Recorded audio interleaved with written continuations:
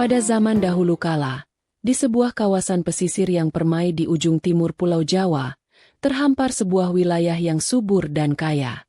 Sebuah sungai besar bermuara di sana, menciptakan pertemuan antara air tawar dan air asin, membentuk lingkungan yang ideal bagi beraneka ragam kehidupan. Airnya yang tenang di beberapa bagian dan deras di bagian lain menjadi sumber kehidupan bagi banyak makhluk. Pepohonan rimbun tumbuh di sepanjang tepian sungai, sementara lautan luas membentang di hadapannya, penuh dengan kekayaan bahari.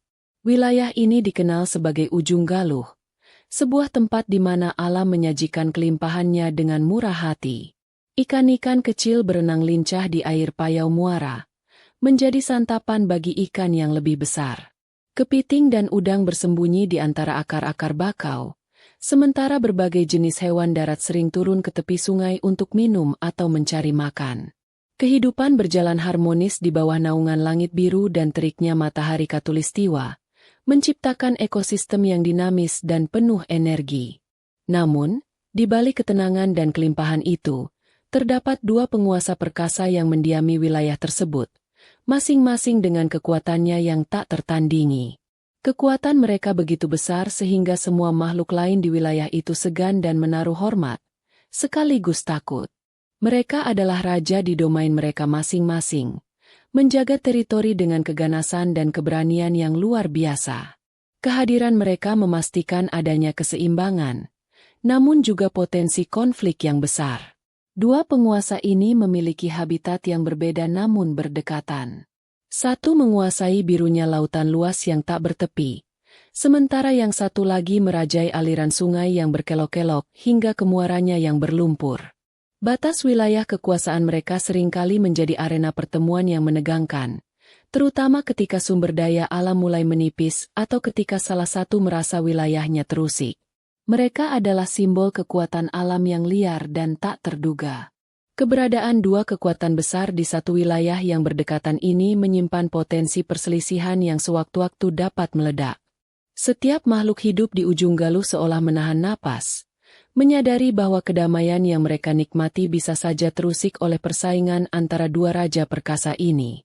Nama mereka pun sudah dikenal luas oleh para penghuni Ujung Galuh, yaitu Sura dan Baya. Sura adalah nama sang penguasa lautan. Ia adalah seekor ikan hiu raksasa yang gagah berani dan disegani oleh seluruh penghuni laut dalam.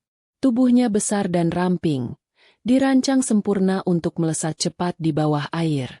Kulitnya kelabu mengkilap, menyamarkannya dengan baik di kedalaman samudra. Giginya tajam berjajar, mampu merobek mangsa sebesar apapun dalam sekejap mata. Sura adalah predator puncak di lautan Ujung Galuh. Ia merajai setiap sudut lautan di wilayah itu. Dari terumbu karang yang dangkal hingga palung yang dalam, semua berada di bawah kekuasaannya. Ikan-ikan lain akan menyingkir ketakutan ketika merasakan getaran kehadirannya di dalam air.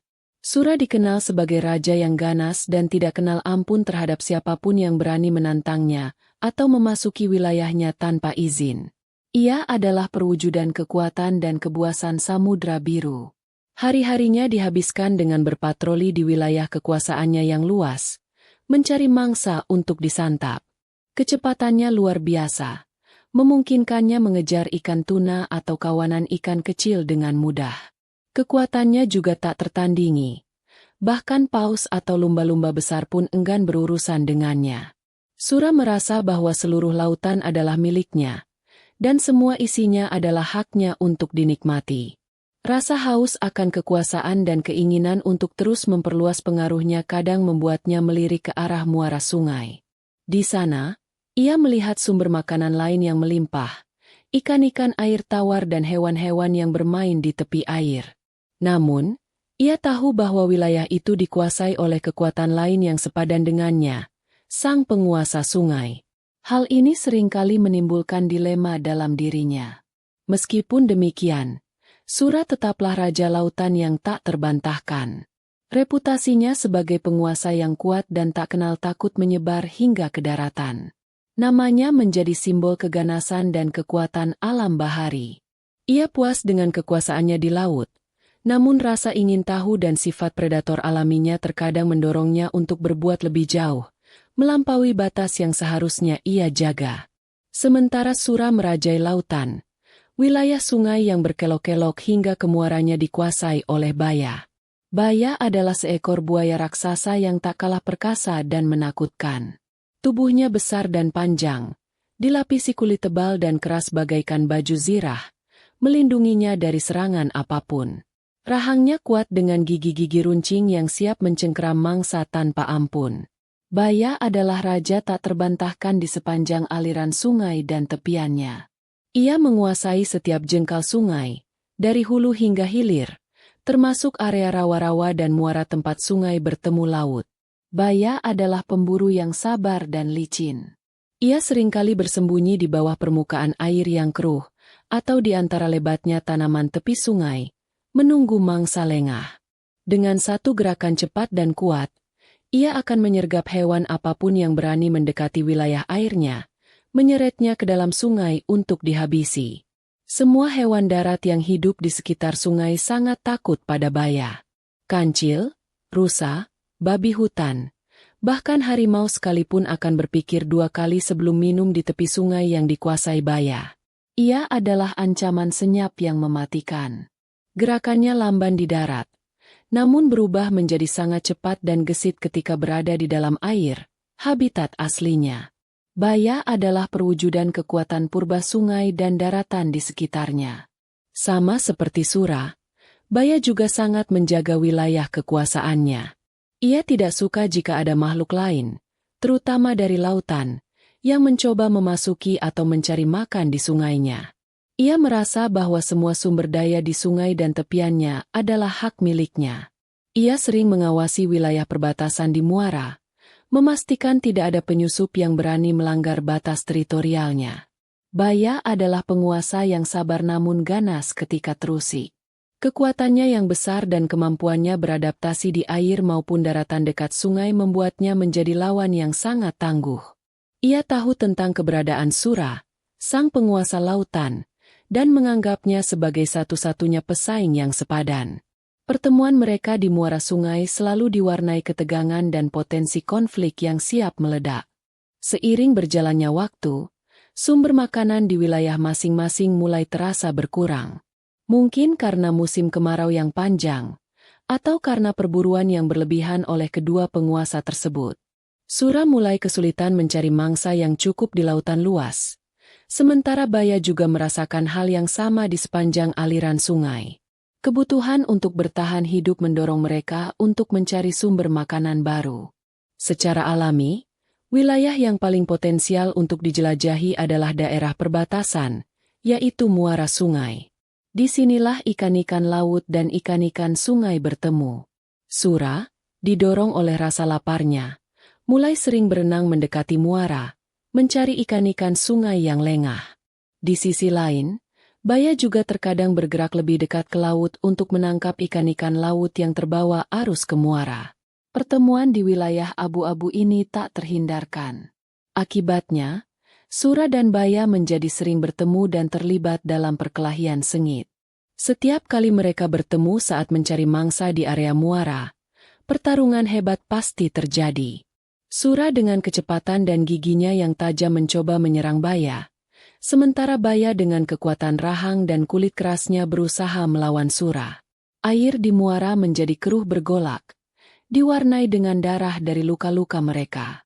Pertarungan demi pertarungan terus terjadi, namun tidak pernah ada pemenang yang mutlak. Keduanya sama kuat, sama tangguh. Setiap pertarungan hanya menyisakan luka dan kelelahan bagi keduanya.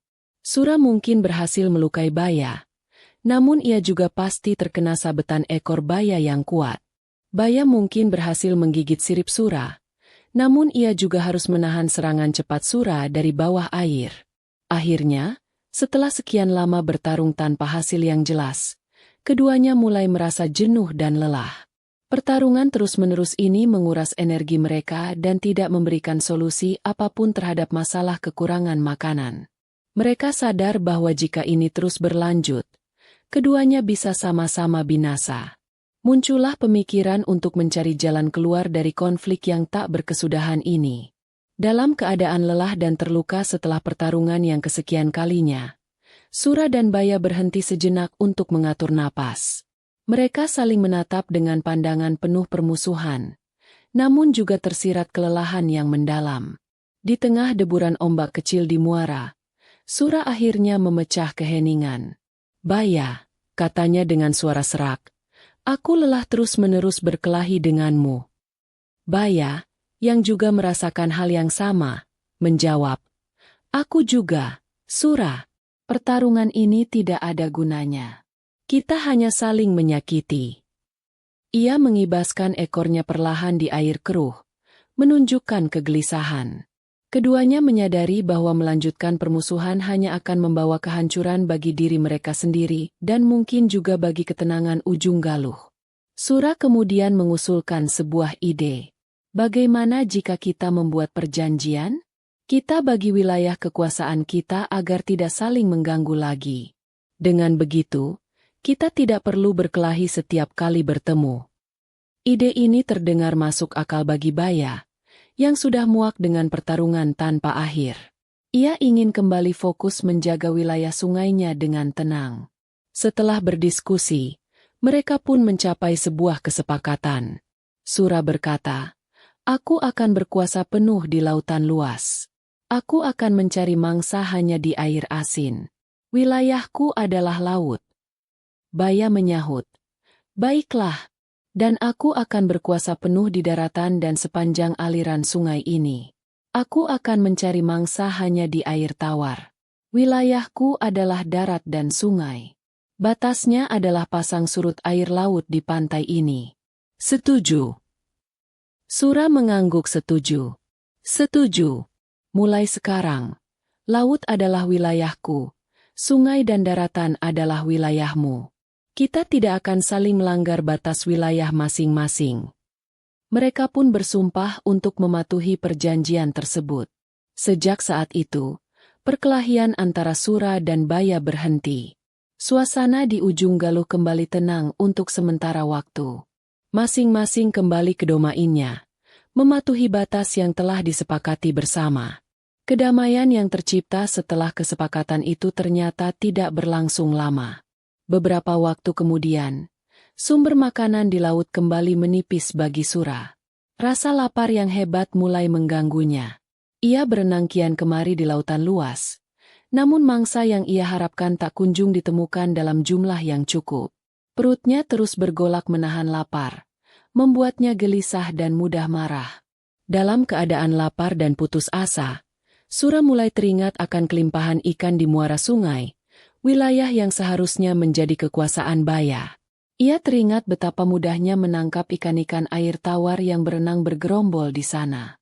Godaan untuk melanggar perjanjian semakin kuat.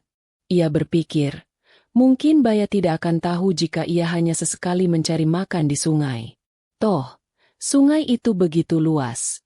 Akhirnya, didorong oleh rasa laparnya yang tak tertahankan dan sifat liciknya, Sura memutuskan untuk melanggar kesepakatan.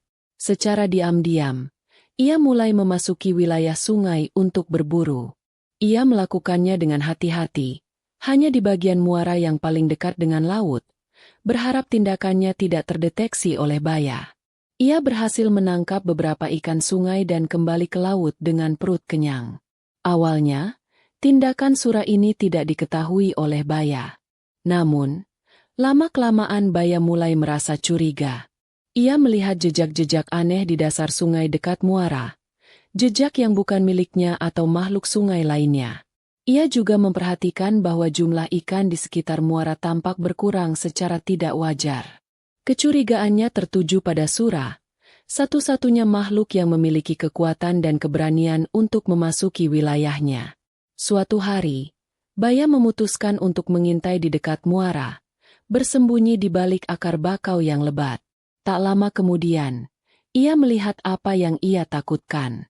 Sura terlihat berenang masuk ke dalam sungai dengan gesit, menyambar seekor ikan sungai yang cukup besar, lalu dengan cepat kembali ke laut. Hati Baya terbakar amarah. Sura telah mengkhianati perjanjian mereka. Kesepakatan yang dibuat dengan susah payah telah dilanggar begitu saja. Baya tidak bisa menerima pengkhianatan ini. Dengan amarah yang meluap, ia segera menyusul Sura ke perbatasan wilayah mereka di tepi pantai. "Sura!" teriak Baya dengan suara menggelegar. "Beraninya kau melanggar perjanjian kita.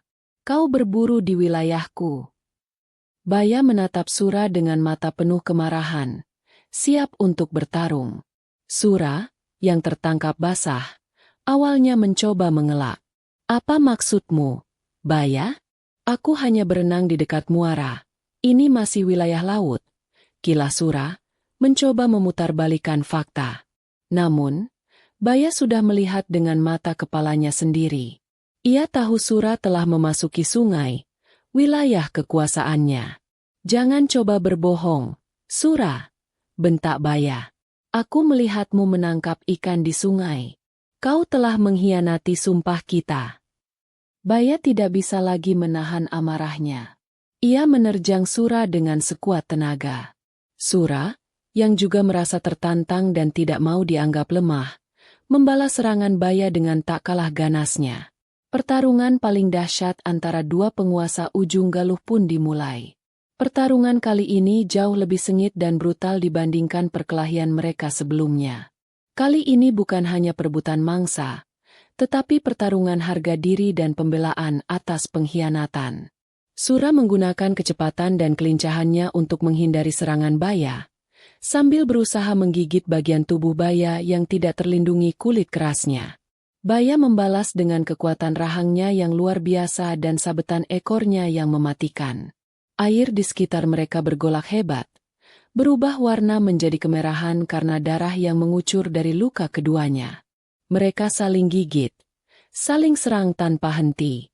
Sura berhasil menggigit ekor Baya hingga hampir putus, menyebabkan Baya mengaum kesakitan. Namun, Baya tidak menyerah. Dengan sisa tenaganya, ia berhasil membalas dengan menggigit sirip Sura dengan kuat, membuat Sura juga kesakitan luar biasa. Pertarungan berlangsung lama, menguras seluruh tenaga mereka. Pertarungan hidup dan mati itu akhirnya mencapai puncaknya. Keduanya sudah sama-sama terluka parah.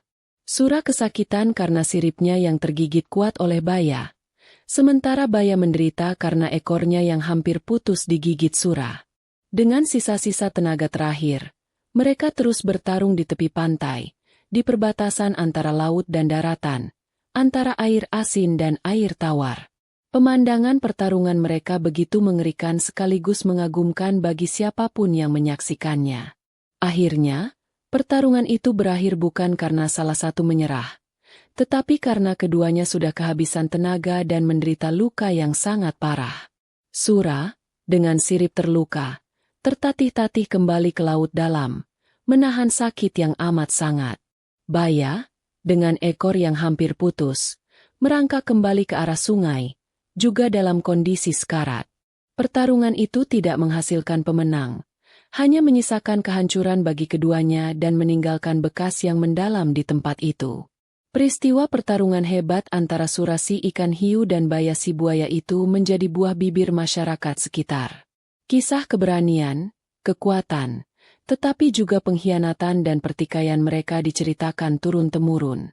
Untuk mengenang peristiwa dahsyat yang terjadi di muara sungai Ujung Galuh itu, masyarakat kemudian menamakan tempat tersebut dengan menggabungkan nama kedua petarung legendaris itu, Sura lan Baya, yang lama-kelamaan menjadi Surabaya. Nama ini terus melekat hingga kini menjadi nama kota besar di Jawa Timur. Dari kisah Sura dan Baya ini, kita dapat memetik pelajaran moral yang berharga. Legenda ini mengajarkan tentang betapa pentingnya menepati janji dan kesepakatan. Pelanggaran terhadap janji yang dilakukan Sura karena keserakahan dan rasa lapar membawa akibat fatal berupa pertarungan yang merugikan kedua belah pihak. Ini menjadi pengingat bahwa ketidakjujuran dan pengkhianatan akan selalu membawa dampak buruk.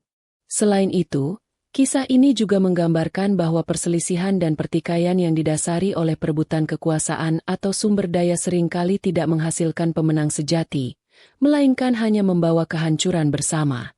Mencari solusi damai dan menghormati batas serta hak pihak lain adalah jalan yang lebih bijaksana untuk mencapai keharmonisan dan mendapatkan ridho Allah. Demikianlah kisah ini diceritakan. Segala kebenaran detailnya kita kembalikan kepada Allah, Tuhan yang Maha Kuasa.